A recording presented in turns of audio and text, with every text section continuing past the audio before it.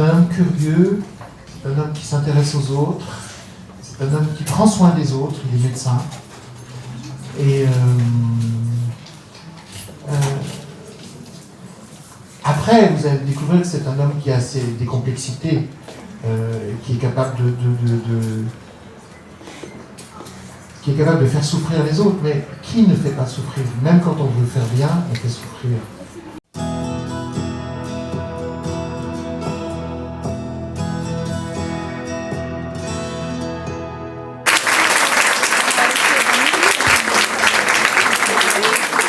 Ați spus mai devreme că drumul către paradis cel mai adesea se confundă sau este în aceeași direcție cu ieșirea. Acea ieșire, evident.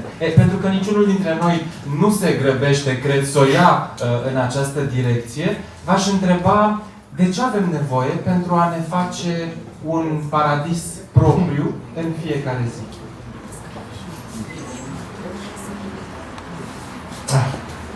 Moi, je crois qu'il faut construire sa vie sur les grandes émotions et les grands émerveillements. C'est ça les vraies colonnes d'une vie. On vit tous des choses négatives, etc. Mais si on construit sa vie sur les émerveillements, eh bien, on peut avoir une vie qui est d'abord la nôtre et pas celle de quelqu'un d'autre. Et ensuite, une vie construite sur l'essentiel. Moi, quand le cours de l'existence me déstabilise, je me recentre sur les émerveillements et je renais de mes émerveillements.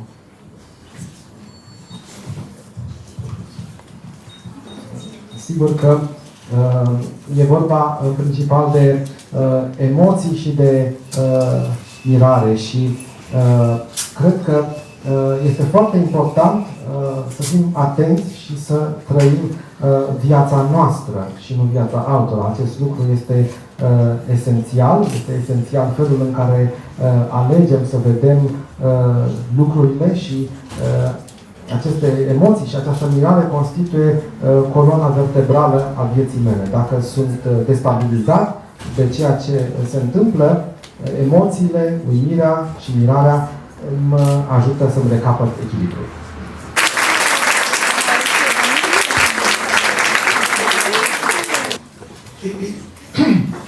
Pour écrire le paradis perdu et pour écrire toute la traversée des temps, j'ai effectivement une double méthode. La première méthode, c'est évidemment de me renseigner d'une façon scientifique, hein, en lisant les grands historiens, les archéologues, les préhistoriens, les sociologues, les économistes, les historiens des religions, des spiritualités, enfin, bref, un travail d'étudiant en histoire qui se spécialiserait dans la préhistoire. Ça, c'est le premier travail. Mais après, il faut que tout ça sédimente à l'intérieur de moi et que je puisse, avec les éléments que j'ai absorbés, vivre dans le passé comme si c'était le monde contemporain. Et là, c'est là qu'intervient l'imagination.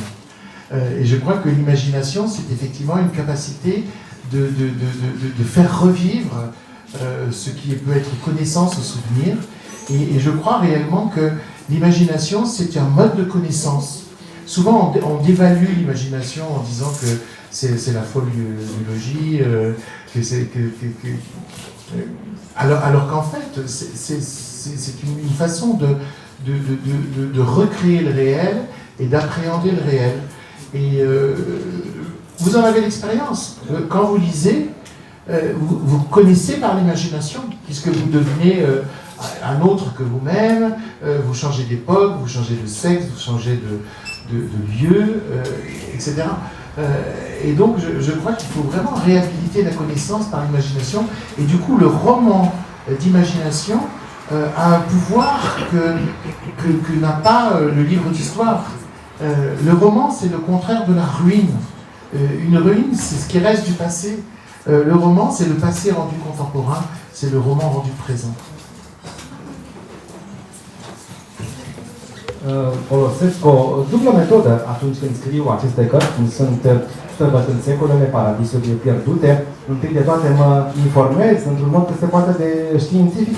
Procedez ca și cum aș fi un student la istorie care se specializează în preistorie și citesc tot felul de cărți ale marilor istorici, arheologi, sociologi, economiști, istoria religiilor, specialiști în preistorie și așa mai departe, și apoi las toate aceste lucruri să se sedimenteze ca să ajung să trăiesc în epoca respectivă, în trecutul acela, ca și cum aș trăi în lumea contemporană.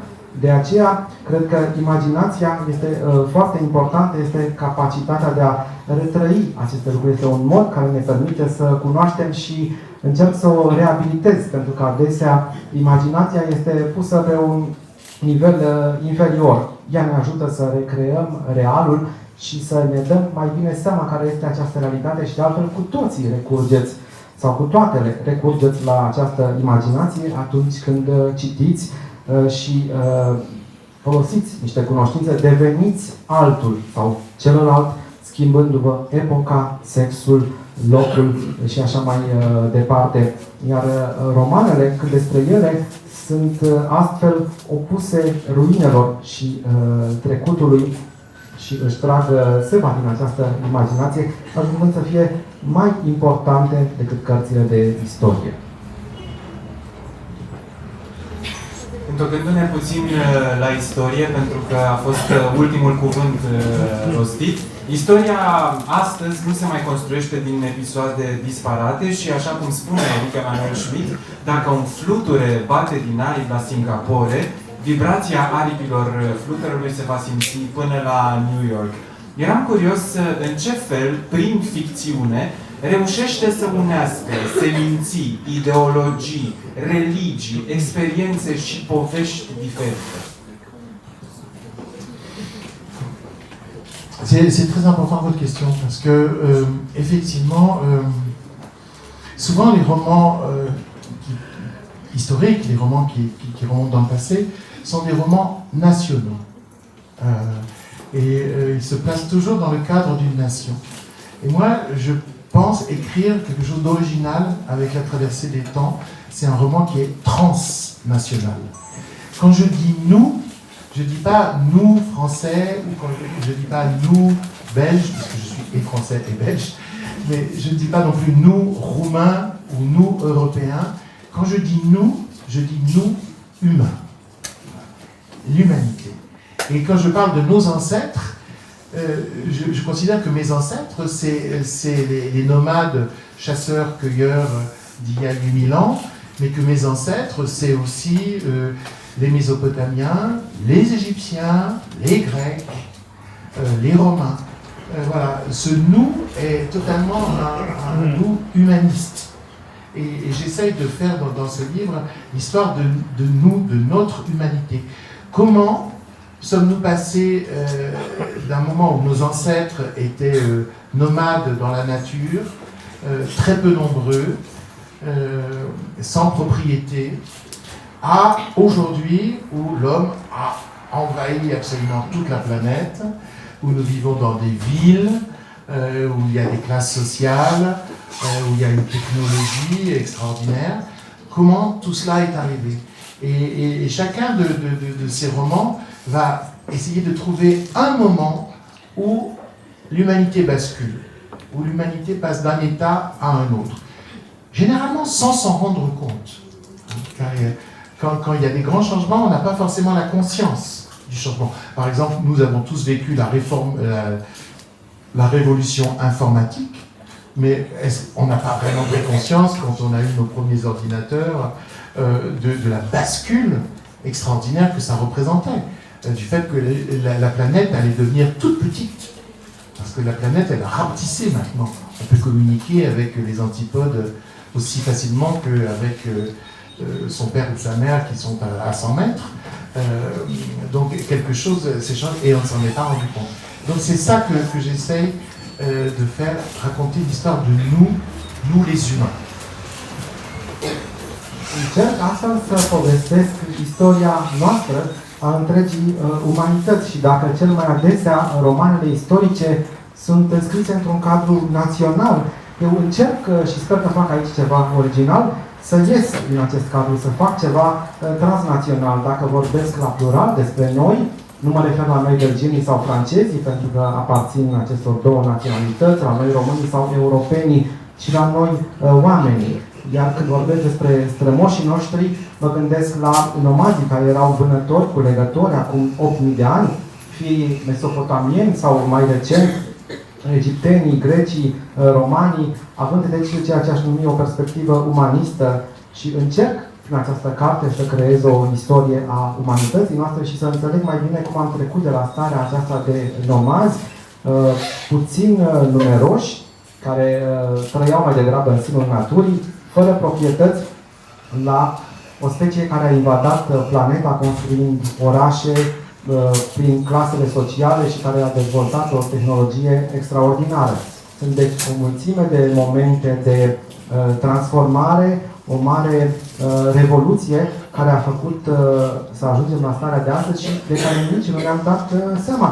Așa cum s-a întâmplat și când am trecut prin tot felul de revoluții, cum a fost revoluția informatică foarte recentă, care a făcut ca planeta să fie foarte mică și să putem comunica atât de ușor cu cei aflați în depărtări, așa cum comunicăm cu părinții aflați în apropiere. Într-un interviu anterior îmi spuneați că atunci când citiți, nu doar că sunteți în căutare de a empatiza, ba mai mult, că vreți să vă confundați aproape cu personajul sau cu subiectul romanului. Dacă citiți despre un bătrân, sunteți un bătrân în acel moment. Dacă citiți despre o femeie, sunteți o femeie în acel moment. Eram curios, ce trebuie să aibă un roman ca să fie bun, astfel încât să uitați că sunteți dumneavoastră și să fiți parte a acelui roman?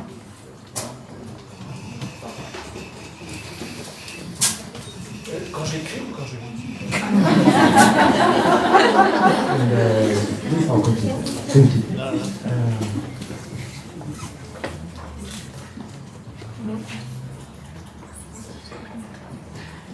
Pour moi, un bon livre, c'est un livre qui m'attire, mais me laisse la place pour exister. C'est-à-dire que c'est un livre qui est autant fait de mots que de silence. Les mots vont m'attirer et les silences vont me permettre de vivre et de rester. Et alors j'essaye d'écrire comme ça, c'est-à-dire de dire un certain nombre de choses et en même temps d'écrire une partition qui est aussi faite de suggestions, de silences, de choses que le lecteur doit deviner, d'espaces dans lesquels le lecteur peut rentrer. Il y a une grande écrivain française qui était Colette. Et Colette, dans une lettre, dit que quand on écrit, il faut ne jamais décrire, mais toujours suggérer. Voilà. Et ça, j'aime lire des livres comme ça et j'aime écrire des livres comme ça. C'est-à-dire des livres qui peuvent appartenir au lecteur. Et il y a une fois, une chose qui m'a fait très plaisir de mon éditeur en France, qui a 85 ans, et qui est fils d'éditeur, Albin Michel, Francis Efferat, et qui a passé sa vie à lire, et qui m'a dit un jour, c'est curieux, Éric, quand je lis vos livres, je m'en souviens. Alors il dit, j'ai lu des milliers de livres pendant ma vie, dont je ne me souviens pas.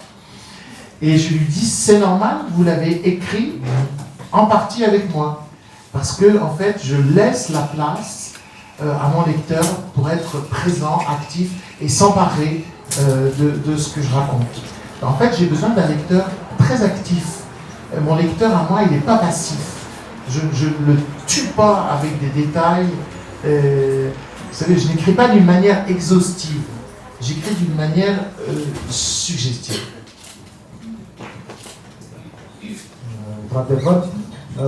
Pe mine mă atrag cărțile care îmi lasă și spațiu să exist, care mă atrag atenția, care sunt făcute din cuvinte, acestea mă atrag, dar și din tăceri, care îmi permit să trăiesc și să rămân Și încerc să scriu și eu, la rândul meu, la fel, să scriu o partitură în care să spun diverse lucruri, să sugerez, să introduc tăcerea și lucruri pe care și cititorul ar dori să le găsească acolo. Un spațiu, să creez astfel un spațiu în care cititorul ar dori să intre. Și mă gândesc la ceea ce spunea Colette, o mare scriitoare franceză, într-o scrisoare, ea spunea, atunci când scrii, nu trebuie niciodată să descrii, ci să sugerezi. La fel și mie îmi place să fac la fel pentru cititori, astfel încât ei să simtă că aparțin sau că au o relație deosebită cu cartea respectivă și lucrul acesta de altfel îmi este confirmat de editorul meu, care la 85 de ani ai săi, după o foarte lungă carieră de editor și ca fiu de editor, de asemenea, îmi spune, am citit mii și mii de cărți de care nu mi-aduc aminte nimic. Când citesc însă cărțile dumneavoastră, Eric Emanuel, îmi aduc aminte și răspunsul meu către ele este da, desigur, pentru că scriem împreună această carte. Ea este creația noastră a amândurora și, într-adevăr, îmi place ca cititorul meu să fie unul activ, nu să fie cineva pasiv, nu să fie cineva pe care să-l omor cu detalii și cu caracterul exhaustiv. Prefer mai degrabă să sugerez. Ați descris mai devreme în această alternanță, acest joc între sunet și tăcere, între cuvinte și liniște, este în același timp și paradigma muzicii. Iar muzica, pentru cine a urmărit toată activitatea dumneavoastră de-a lungul timpului, a fost întotdeauna un companion, chiar și un companion aparent tăcut, dar mereu prezent. Ce muzică oare ar însoți la modul ideal paradisurile pierdute? Je pense que chaque époque a une couleur et chaque époque a un son musical. Dans le livre, je parle de la couleur de l'époque néolithique. Eh ben non, ce n'était pas marron, comme dans les musées, etc. Parce que comme on a trouvé tout dans la terre, on croit que tout est marron. Non, non, la couleur de nos ancêtres néolithiques, c'était rouge et jaune. Rouge et or. Parce qu'on avait trouvé les pigments qui permettaient de peindre les maisons ou les vêtements ou les corps eux-mêmes en rouge et en jaune. C'est les couleurs du Tibet. Même ici, c'était ces couleurs-là. Et alors, quel était le son du néolithique? C'était les percussions. C'était les percussions avec quelques flûtes. Donc, si je devais mettre une musique pour le néolithique, c'est Stravinsky, le Sacre du Printemps. Cred că fiecare epocă are anumite culori și un sunet și să nu vă gândiți că pentru neolitic culoarea este maro, cum vedem noi prin muzee, că lumea spune că dacă a scos obiectele din pământ, atunci toate sunt maro. Dimpotrivă, roșul și galbenul sau auriul, pentru că se descoperiseră pigmenții care le permiteau să picteze sau să-și vopsească casele, veșmintele și corpurile. De altfel sunt culorile Tibetului. Care ar fi sunetul neoliticului? Percuția, poate și ceva flaute, deci Stravinsky, Ritualul primăverii. De la Milton încoace tot vorbim despre paradisul pierdut și pare că adjectivul pierdut este cel care se lipește cel mai ușor de substantivul paradis. Sunt curios dacă în această serie, străbătând secolele, în cele 7 volume care au rămas din ea, avem o șansă pentru a recâștiga paradisul. C'est vrai que la pancarte paradis est toujours placée à côté de la pancarte sortie, exit. Mais moi je pense qu'aucun paradis n'est perdu. Aucun paradis n'est perdu parce que nous avons l'imagination et nous avons les arts pour retrouver certains paradis. Voilà, moi je crois beaucoup aux vertus des arts pour nous redonner une sensation fraîche de l'univers, pour nous ramener à la première fois. C'est ça qui est extraordinaire. Quand un peintre vous présente une nature morte avec, je sais pas, une orange, eh bien, il vous redonne la sensation de voir une orange pour la première fois. Lorsqu'un écrivain écrit bien sur l'amour, il vous donne l'impression de décrire l'amour pour la première fois. Et c'est ça, je pense, l'intérêt des arts, c'est de toujours nous donner à nous étonner et à nous émerveiller, à nous empêcher de sentir l'usure, la fatigue de vivre, l'illusion d'avoir déjà vécu ou d'avoir déjà connu, l'illusion de savoir. Le pouvoir des arts, de la littérature, c'est vraiment de vous donner toujours le sentiment de la première fois. Donc, c'est un instrument pour retrouver les paradis perdus.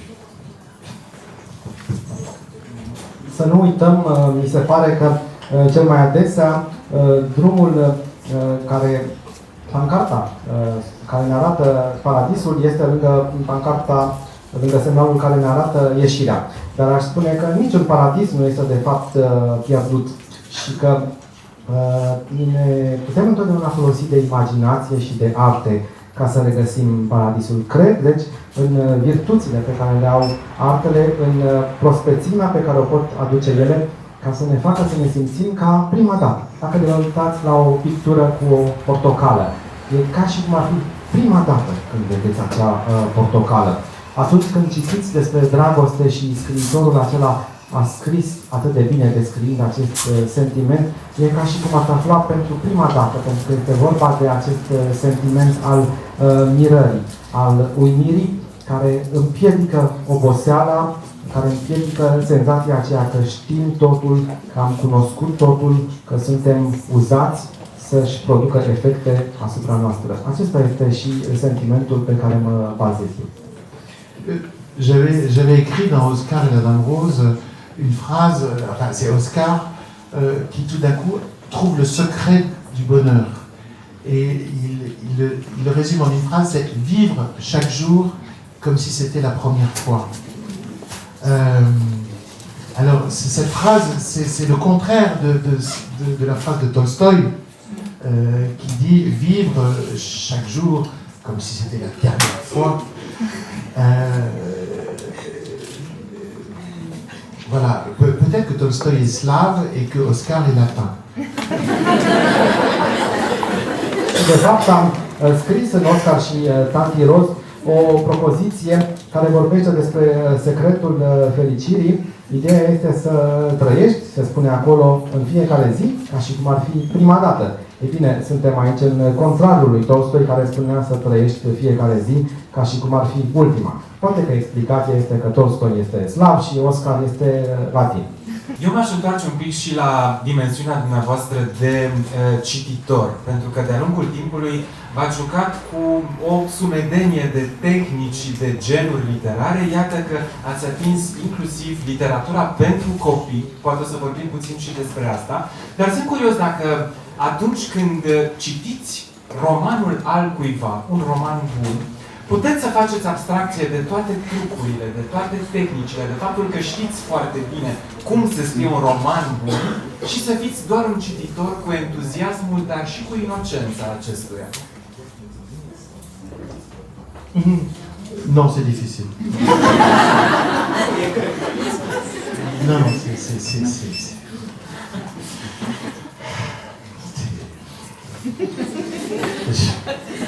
Et pourtant, je lis beaucoup, hein, parce que je fais partie du prix Goncourt. Je fais partie des 10 jurés du prix Goncourt, donc, qui est le grand prix littéraire français. Et donc, je lis énormément mes contemporains pour trouver les talents et puis donner le prix à des grands talents. Non, je suis une horreur, je suis critique, je connais trop, Par contre, quand c'est bon, je suis un enfant, ça y est. Quand c'est bon, je redeviens un lecteur innocent, un lecteur vierge, j'oublie et je jubile et je suis heureux. Mais c'est difficile de m'avoir, oui. Ce să spun, citesc foarte mult, pentru că până la urmă sunt unul dintre cei 10 jurați de la premiile Goncourt, un mare premiu literar francez, așa că trebuie să citesc mult din ceea ce publică contemporanii mei, citim enorm ca să găsim niște talente pe care să le recompensăm prin premii și cred că sunt foarte critic, cunosc prea multe, dar și când dau de ceva bun, apoi atunci sunt aproape ca un copil și le regăsesc inocența și virginitatea de cititor și jubilez în acel moment. J'aime les livres qui me redonnent la virginité. Îmi plac cărțile care îmi redau virginitatea. Eu aș încerca să unesc cele două cărți pe care le avem în față în această seară, Paradisurile pierdute și Cartea pentru copii, întrebându-vă dacă a scrie literatură pentru copii înseamnă cumva a accesa un soi de paradis al creației literare.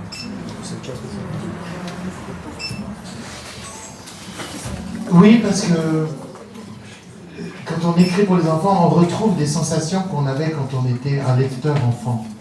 Parce que l'enfance, elle est toujours là. Hein. On rajoute l'adolescence, puis l'âge adulte, puis la maturité, on rajoute des âges, mais aucun âge ne disparaît. Et moi, je peux très très bien redevenir un enfant. Et je me souviens surtout de cet appétit de comprendre que j'avais lorsque j'étais enfant. Je lisais beaucoup de contes. Et je crois que c'était mon appétit de philosophie qui s'exprimait dans la lecture des contes. Parce que les contes, c'est des récits qui ont du sens et qui nous font réfléchir. Ils nous font réfléchir à ce qui est juste, ce qui est injuste, au bien, au mal, au pardon, à la faute. Et donc, je crois que mon appétit philosophique qui a pu après s'exercer en travaillant la philosophie, il s'est d'abord exercé sur les contes. Et je me souviens que, enfin plutôt ma mère m'a rappelé que je me promenais toujours, non pas avec la Bible, avec moi, mais je me promenais toujours avec Alice au Pays des Merveilles de Lewis Carroll, c'était mon livre. J'étais tout le temps avec Alice au Pays des Merveilles. Et qui est un livre philosophique, hein, et qui est un conte philosophique. Et donc, oui, j'ai écrit pour les enfants, parce que je pense qu'il faut respecter le questionnement philosophique des enfants. Les enfants se posent des questions philosophiques. Ben, les enfants, ça pose des questions, déjà. Pourquoi, comment, bon. Et on ne respecte pas ce désir, qui est souvent un désir philosophique de comprendre l'articulation des concepts. Et je pense qu'on peut très bien répondre à ce désir. Et qu'on doit faire de la philosophie très tôt. C'est idiot de garder la philosophie pour 18 ans, 20 ans. Ça peut venir beaucoup plus tôt. Et donc c'est pour ça que j'ai commencé à écrire cette série de contes, les contes de la chouette, parce que la chouette, c'est l'animal de la sagesse dans l'Antiquité. Et c'est une très bonne image de la sagesse. Pourquoi ? Parce qu'on réfléchit quand le monde s'arrête, s'éteint, quand l'urgence vitale cesse et que tout d'un coup on peut essayer de comprendre. Donc ce personnage sera dans tous mes contes et va aider les héros. La chouette ne va pas leur dire ce qu'il faut penser. Elle ne va pas résoudre les problèmes. Elle va leur dire comment penser et comment ils peuvent eux-mêmes résoudre les problèmes. Parce que c'est ça la philosophie. La philosophie, c'est pas une béquille pour vous réparer quand vous n'arrivez plus à avancer. C'est une vraie restauration qui vous permet d'avancer par vous-même. Et j'ai eu beaucoup de plaisir à écrire, je suis en train d'en écrire d'autres, à écrire ces contes. Et en plus, c'est difficile. Parce que les enfants, c'est très exigeant. Peut-être plus que les adultes. C'est très impressionnant. Moi, je suis toujours très intimidé par les enfants. J'ai rencontré des rois, des reines, des présidents de la République. Je suis beaucoup plus intimidé par un enfant que par un président de la République, un roi ou une reine. En plus, le roi ou la reine ou le président de la République, c'est son métier de vous recevoir et de vous donner l'impression que vous êtes intelligent et intéressant, alors qu'ils s'en foutent complètement. Tandis qu'un enfant qui est en face de vous, ça c'est quelqu'un qui demande quelque chose. Et ça m'intimide, ça m'impressionne. Donc voilà.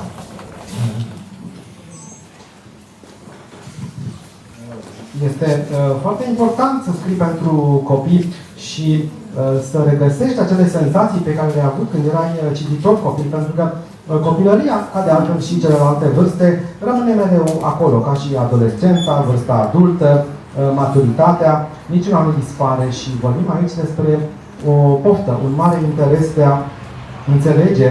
Tocmai de aceea și eu încă din copilărie citeam multe povești și cred că de asta se leagă interesul meu pentru filozofie, pentru că acele povești sunt niște povestiri care au un sens, care te fac să te gândești la ceea ce este drept, nedrept, bun și rău, la iertare și la atâtea alte lucruri.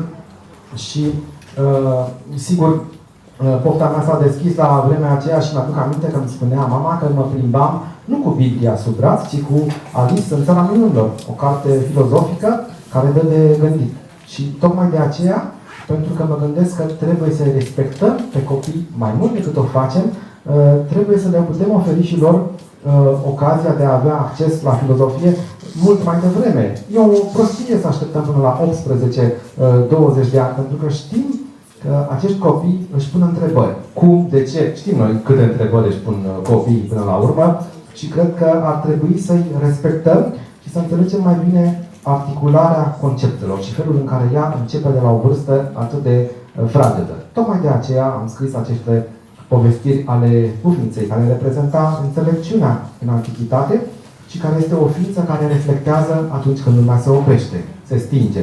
Când toate elementele vitale sunt puse deoparte, ea încearcă să înțeleagă. Este de altfel un erou care va rămâne și în volumele următoare, încercând să-i ajute pe ceilalți să înțeleagă, ne furnizându-le o soluție dată de-a gata, ci arătându-le cum să gândească și cum pot ei încet prin propriul raționament ajunge la un răspuns. Deci, filozofia nu este o cârjă, ci trebuie să fie un bun instrument. Mi-a făcut mare plăcere să scriu deci aceste lucruri pentru copii, un public atât de exigent și intimidant, mai exigent decât publicul adult, și pot să spun asta pentru că m-am întâlnit cu regi, cu regine, cu președința ai Republicii. Bine, meseria lor este să te primească, să te facă să pari inteligent și inspirat.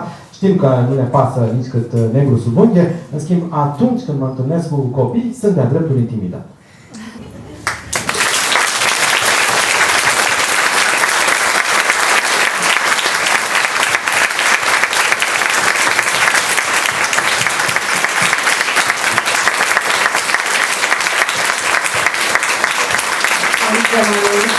Ne-am făcut, nu un cadou,